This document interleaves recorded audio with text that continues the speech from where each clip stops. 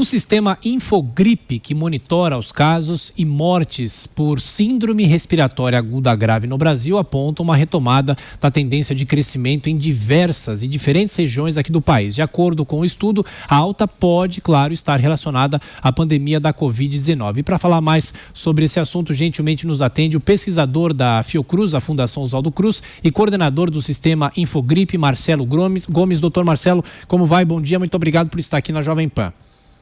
Bom dia, é um prazer estar podendo falar com vocês hoje. Então, doutor, no começo da pandemia, muita gente que acabou morrendo, acabou tendo no registro de óbito o registro de síndrome respiratória. O que faz a Fiocruz constatar ainda essa situação? Muita gente continua sendo enterrada dessa maneira. E por que esse aumento? Qual é a relação, a certeza dos pesquisadores da relação com a Covid nesse momento?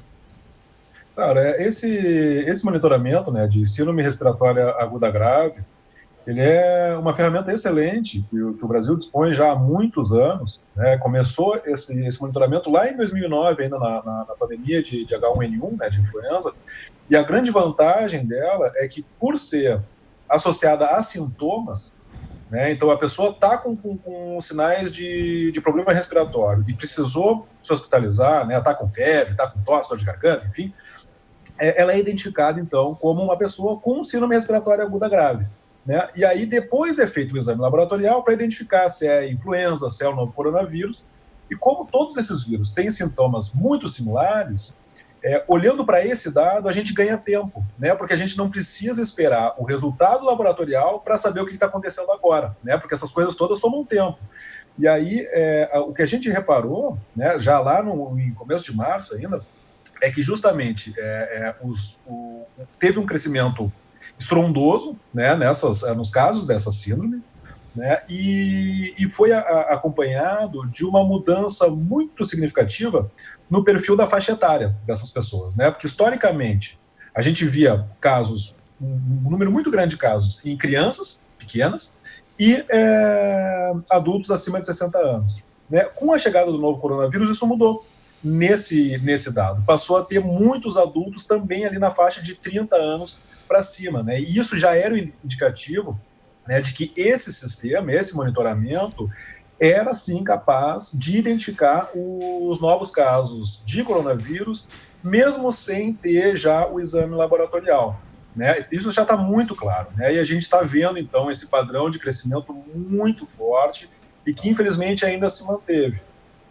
E o senhor acha que vai crescer ainda mais porque, principalmente aqui no Centro-Sul, a temperatura não favorece, né? As baixas temperaturas acabam provocando o aumento de procura para hospitais. Isso sempre foi comum na época do inverno, né?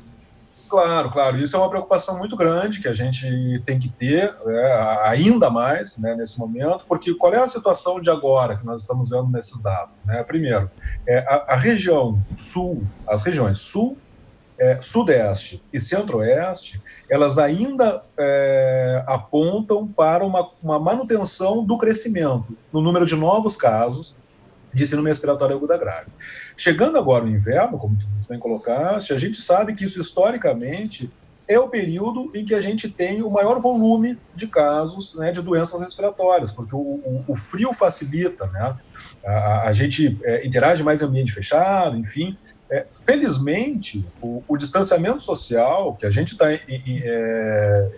enfatizando tanto, né, para prevenir contra o novo coronavírus, ele também funciona para os outros vírus respiratórios. Agora, da mesma forma, se a gente começar a diminuir o distanciamento social, isso vai facilitar a transmissão tanto do novo corona quanto dos outros vírus respiratórios, como influenza. Então, isso a gente tem que manter muita atenção, porque a gente ainda está em fase de crescimento, né? O Sudeste deu uma desacelerada, então já não está com um crescimento tão rápido, tão grande, mas continua ainda crescendo. Ou seja, o vírus ainda está aí, né? O vírus não foi embora ainda.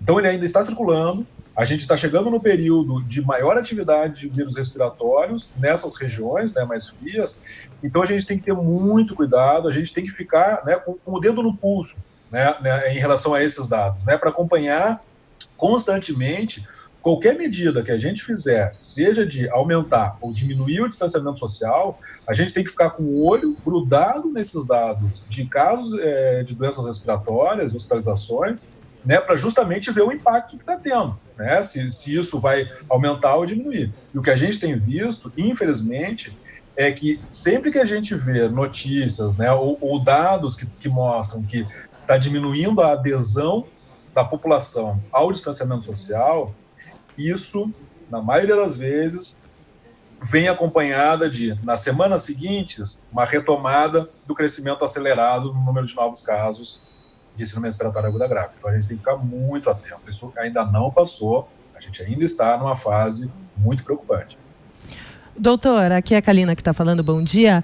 O relatório fala em ampliar o isolamento social, mas como que isso é possível com tanta pressão em relação principalmente à economia? Como manter as pessoas dentro de casa?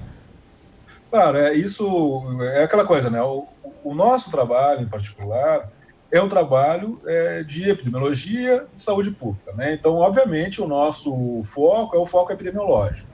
A gente está olhando sinais epidemiológicos e fazendo recomendações do ponto de vista de saúde pública epidemiológica. Claro que fatores econômicos também podem ter consequências importantes na saúde da população, né? E o fundamental é que se encontre maneiras de equilibrar essas duas coisas, né? A gente, infelizmente, em um determinado momento, criou-se uma dicotomia, né, de ou um ou o outro.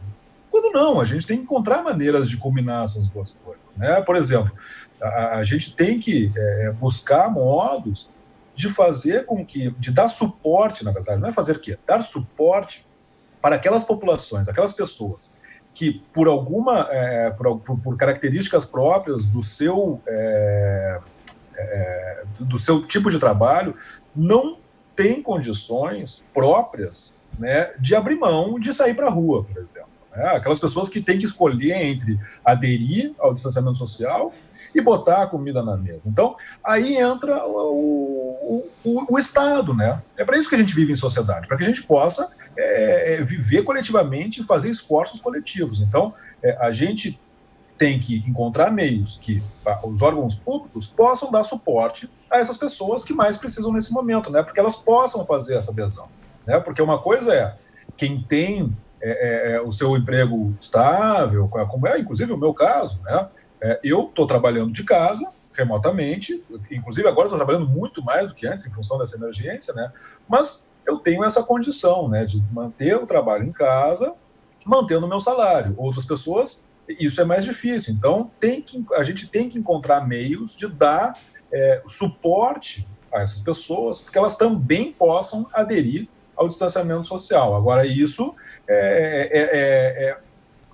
combinação de forças, né? Combinar os especialistas da área de saúde pública com os especialistas da área econômica para encontrar a melhor solução, o melhor meio termo, né? Para que nem um lado nem o outro sofra em demasia. Marcelo Gomes, pesquisador da Fiocruz. Muito obrigado por atender a Jovem Pan e bom trabalho. Até a próxima. Um abraço. Obrigado, bom dia, bom trabalho.